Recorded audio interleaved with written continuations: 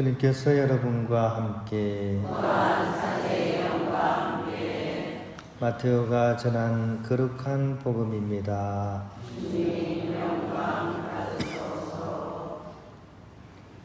그때 베드로가 예수님께 다가와 주님, 제 형제가 저에게 죄를 지으면 몇 번이나 용서해 주어야 합니까?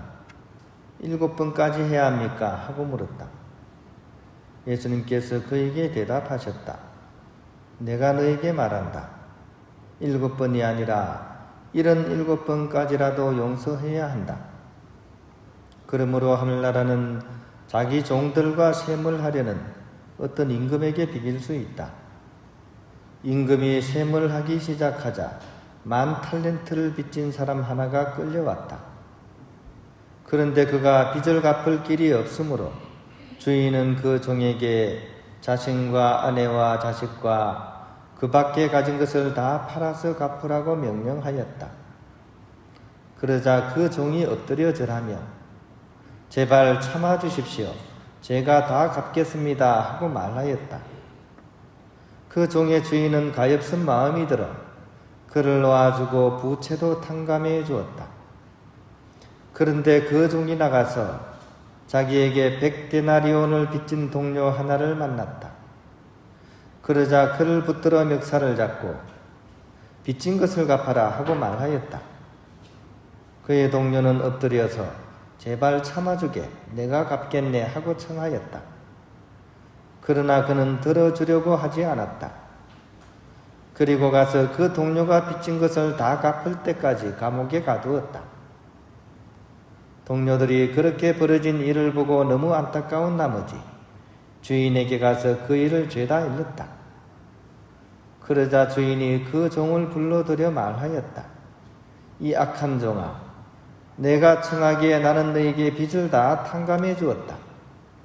내가 너에게 자비를 베푼 것처럼 너도 내 동료들에게 자비를 베풀었어야 하지 않느냐. 그리고 나서 화가 난 주인은 그를 고문 형리에게 넘겨 빚진 것을 다 갚게 하였다. 너희가 저마다 자기 형제를 마음으로부터 용서하지 않으면 하늘의 내 아버지께서도 너희에게 그와 같이 하실 것이다. 예수님께서는 이 말씀들을 마치시고 갈릴레아를 떠나 요르단 건너편 유다 지방으로 가셨다. 주님의 말씀입니다. 평안을 빕니다. 혹시 여기 계신 분 중에 번지 점프 해보신 분 있어요? 번지 점프. 아주 높은 곳에서 밧줄 내고 뛰어내리는 거예요. 해보신 분 아마 없으시죠? 저도 아직 못 해봤습니다. 예전에 우리 본당에서 우리 보좌 신부님으로 한 3년 정도 살았던 오학준 요한 신부님 혹시 기억나시는지 모르겠어요. 똘똘하고 잘생긴 신부님 기억나시죠? 그죠? 그 신부님이 이제 예전에 청원장을 할 때, 그때 저는 이제 수도원에서 성소 담당자였어요. 그래서 성소자들을 모아가지고 그 신부님한테 보내주면 이 신부님이 이제 입회한 그 형제들을 데리고 교육을 시키는데 피정을 하면서 꼭 넣은 프로그램 중에 하나가 번지 점퍼였어요. 그 형제들이 입회하면 피정시키는 중간에 한번 저기 이제 번지 점퍼 할 수 있는 그런 장소를 가서 거기서 이제 번지 점퍼를 하게 하는 거죠. 고소공포증이 있는 사람은 얼마나 무섭겠습니까? 그죠?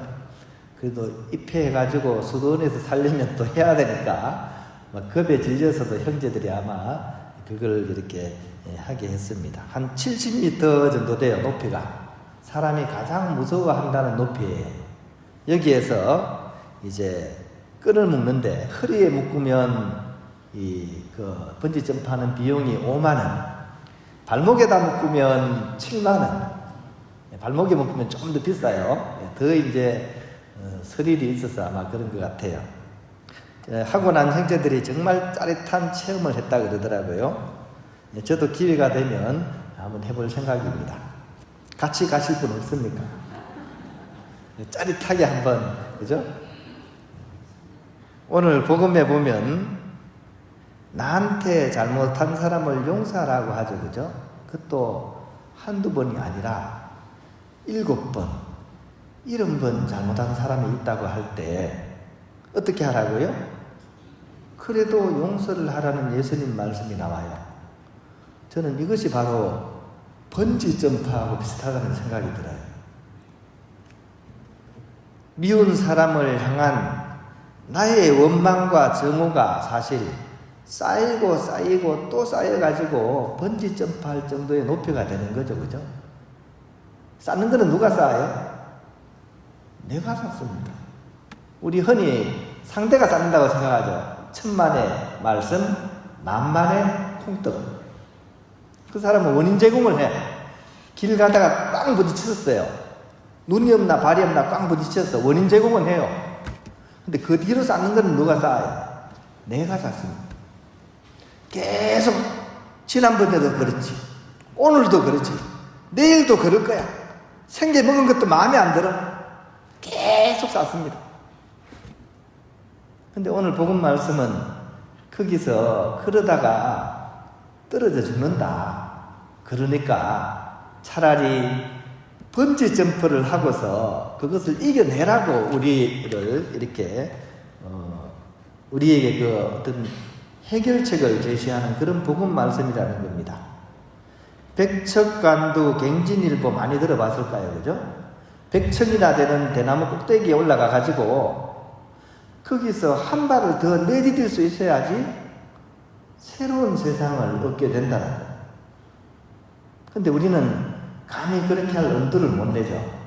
또 쌓습니다. 그런 상황에서.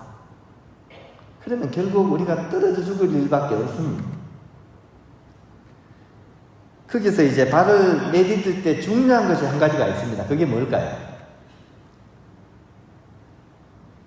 끈을 묶어야죠. 이게 번지 점프입니다. 끈을 묶어야 돼요. 끈을 안 묶고 하면 어떻게 됩니까? 흔히 하는 말로 골로 갑니다. 골로. 골짜기로 간다는 얘기예요. 끈을 묶어야 된다. 어떤 끈을 묶습니까? 누구에게 묶습니까? 이게 중요해요. 그죠? 하나님께 단단히 묶어야 됩니다. 하나님께 단단히 묶고 그 다음에 허리에 묶든 발목에 묶든 이거는 본인의 선택이에요. 용기가 있는 사람은 발목에다 묶고 용기가 좀 부족한 사람은 허리에다 묶으면 됩니다. 근데 발목에다 묶을수록 더 짜릿합니다. 그리고 때가 되었다 싶을 때 어떻게? 멈칫거리지 말고 딱 뛰어내려야 돼요. 조마조마해서 선택을 못하는 사람은 결코 새로운 세상을 만날 수가 없습니다. 그 결과 엄청난 스릴과 함께 서스펜스가 이루어지면서 한 마리 새가 되어가지고 이 공중을 확 활공해보는 거죠. 그리고 덤으로 주어지는 게 있습니다. 내적인 성장이 바로 그 번지 점프를 통해서 이루어집니다. 어떤 내적인 성장입니까? 새로운 세계가 열리는 거죠. 나의 세계에서 이제 내가 용서를 청한, 용서를 시도한 그의 세계가 내 세계 안에 들어올 수 있는 그런 새로운 세계가 열리는 거죠. 사람은 같은 사람이 한 사람도 없습니다. 밖에 나가도 나뭇잎도 마찬가지죠. 나뭇잎도 다 달라요. 색깔, 모양 다 다릅니다. 근데 우리는 나하고 상대하고 똑같아야 된다고 생각해요. 그래서 나하고 똑같지 않다고 그를 미워하고 정오하면서 계속 탑을 쌓는 겁니다. 근데 그렇게 싸운 우리는 어떤 존재들입니까? 다른 존재입니다. 나는 고양이고 그는 강아지입니다. 고양이하고 강아지는 습성이 다릅니다. 강아지는 꼬리를 들고 흔들면 무슨 얘기입니까? 반가워요, 반가워 이런 뜻입니다. 고양이는 꼬리를 세우면요, 너 지금 싸우자는 거냐 이런 얘기입니다. 같은 꼬리인데 다릅니다. 언어가 다릅니다. 근데 내가 이 상태에 머물지 않고 용기를 내어가지고 번지 점프를 한번 해봅니다. 그러면 그때 비로소 걔가 고양이의 세계를 얻을 수 있고 배워보는 겁니다. 그리고 나 안에는 새로운 언어가 들어오는 거죠. 나의 언어만이 아니라 그의 언어가 들어옵니다. 이제 나는 강아지지만 고양이 언어를 이해할 수 있습니다. 그러면 또 하나의 세계가 나에게 들어오는 거죠. 그만큼 나의 세계는 이제 더 넓어지는 겁니다. 그래서 번지점프는 우리에게 있어서 새로운 세계를 열어주는 또 하나의 계기가 된다는 거죠. 제가 이렇게 아무리 얘기해도 나는 번지점프 싫어 이런 분이 있을 겁니다.